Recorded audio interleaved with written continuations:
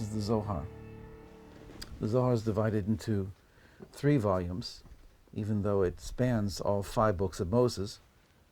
The third volume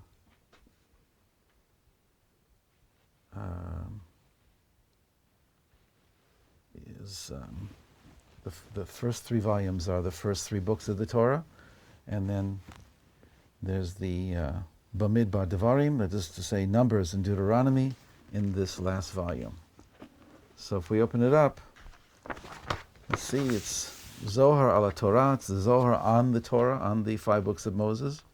And so there's always a prayer to say before we learn, which is that we want to connect to the soul of the man, of the in this case, Rabbi Shimon Bar Yochai, who was worthy of bringing down these teachings. Right? It goes back to Genesis, and God created man in his image and in his likeness. The first chapter of Genesis. So he says, Tachazikamsi, B'sha'ata debara k'chabarichu le'adam, when the Holy One created man, avad le b'diukne de'ila'e v'tata'e, he made him in the form of the upper and of the lower, that is to say, of the angelic and of the human. Man combines. Man is a composite being of heaven and earth. V'hava kalil mikola, and he included within himself everything. I mean, it's not an understatement to say that not only would he contain the entire history of mankind in each one of us, we contain the entire cosmos, the history of the cosmos in our, if you go deep enough, right? It's amazing to think of it that way. Well, it's hard to believe. Yeah? So man contained everything.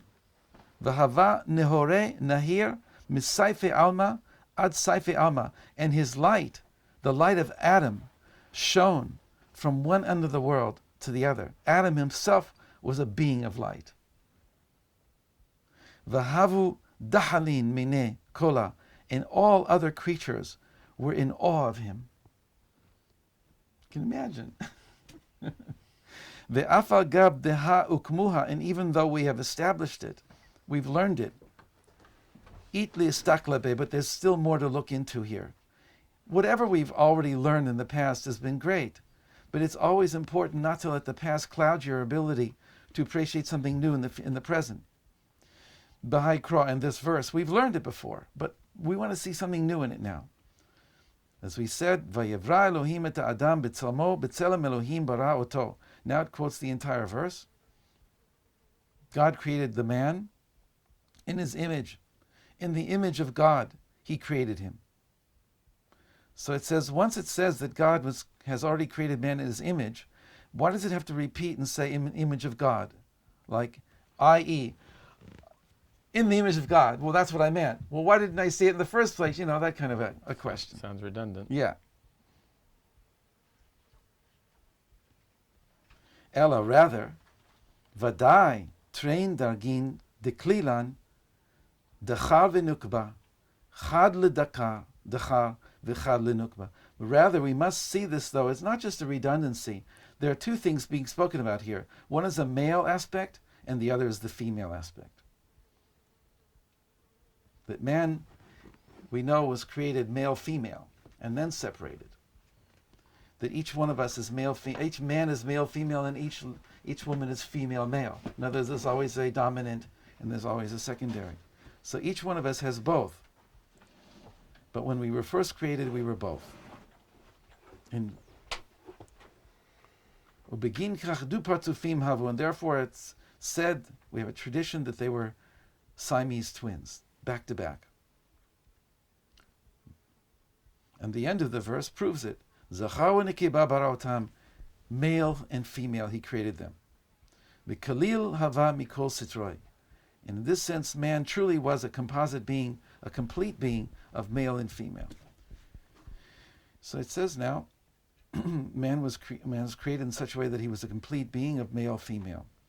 Ve'afal gav de nukba achidat b'sitroi, even though his female aspect was completely one at his side, or b'sitroi could mean his back. He nami klila mitrein sitrin. She too contained two. It was really one which was two, and now two which were already four, even though they hadn't been split yet. So each half was another half, Yes. or two halves. Each half was two halves. Each half now has its own completeness to it. So that's when we're going to be separated. My wife is a female male, and I'm a male female, and that's going to help us to connect with each other.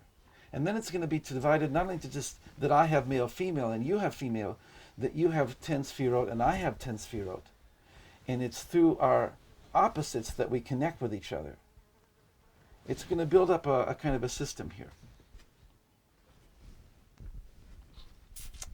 So it says that she too was kalila mitrein sitrin, that she also contained both aspects.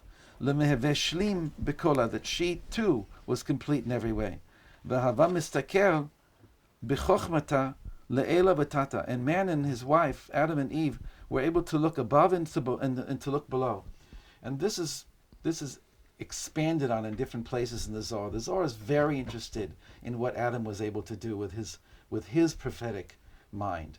Adam was able to go up very high and down into every creature. He could go inside of it. And so it's very fascinating the way the Zohar presents who Adam and Eve were. Two incredible angelic beings who were sent down to this planet and a test. So its emphasis here is with the fact that they both were a complete world in and of themselves. They were awesome. Kivan de sarach itma'atu partsufin. When they did what they did, which it doesn't even want to go into here in this particular place. When they did what they did. Meaning the sin? Yes. And according to the Ari, they had relations with each other before Shabbat, before the Sabbath. And that's what the Torah calls eating, is really sexual relations. Oh, really? I never heard that before. And they were supposed to wait. Uh-huh. V'la ityashvu dabeda be'alma. Oh, I skipped a little bit. It says, V'chochmata istalkat mine, wisdom left him, v'la hava mistakel ela b'mile degufe. And now he was left trying to take care of his physical existence. Before that, he was again a cosmic being who wanted to completely fix the entire world. And he had a plan, and he had a wisdom to him, and he wanted to do something very profound. Something happened. He lost that incredible exalted stature, and now he had to just care for his physical existence. He was given the world in what I call a translucent state, like dark sunglasses, and he was supposed to bring it to transparent. Instead, he brought it to opaque. And so he brought the world down. And it's blamed on him. Even though it's not completely his fault. It was part of a plan. But human responsibility is emphasized here. You did this, and as a result, now you have to go and fix it over a period of many thousands of years. We are the fixers of Adam. Lebatar olid benin. Mi'ila'e wetata'e, v'la ityashbu da beda be'alma, ad de'olid bar, u'minei ishtalim alma, de'ikru shet, v'ha ukmuha. Okay, he had Cain and Abel, but the world wasn't settled because they destroyed each other. Cain killed Abel, and nothing really good came about until 130 years later, until Adam and Eve got back together again, and they had Seth. The world still wasn't complete. It didn't have that purity that it once had. It couldn't be established. Ad da'ata Avraham. It's now going to a historical thing until it gets to the desert where Moses builds the tabernacle. And this is what it's like. It's building up. It went all the way back to Genesis, to a human being who was in the image of the entire system of worlds. Until now, it had to come to the point with all the failures of mankind that a structure was going to be built that was going to be the microcosm of all the worlds, within which the work that needed to be done to raise up creation again would be done. Again, we are supposed to be the temple. We're the miniature temple of the entire universe, and God's presence fills us.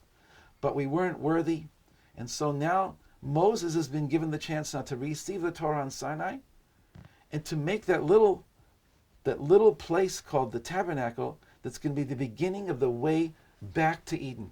And as we came down from a very high energy state into a physical reality, our job is to bring it back. And he makes it hard for us, and he blames us for all these things.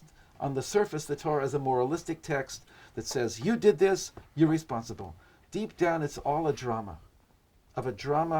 made by a master director who's giving us the privilege of playing these roles and bringing us to our greatness precisely through putting us in difficult situations. And Israel is the main character in terms of the one who's had to go to be maligned and misaligned and made to be the problem, and yet Israel is ultimately somehow the banner of what all mankind can be. The word Yisrael means straight to God.